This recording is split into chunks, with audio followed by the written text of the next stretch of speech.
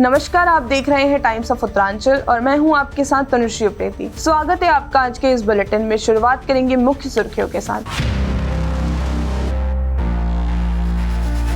Uttaranchal university में आयोजित हुआ फोटोग्राफी वर्कशॉप। सिंधु जल संधि पर भारत के फैसले पर पाकिस्तान के उप प्रधानमंत्री मोहम्मद इशाक डार की प्रतिक्रिया सामने आई। इस्तांबुल में तेज भूकंप से धरती हिली, डर से लोग कूदे, 151 से ज्यादा घायल। दिल्ली में गृह मंत्रालय की उच्च स्तरीय बैठक हुई। उधमपुर में एनकाउंटर जारी, एक जवान शहीद। गौतम गंभीर को ISIS कश्मीर से जान से मारने की धमकी। अब खबरें विस्तार से।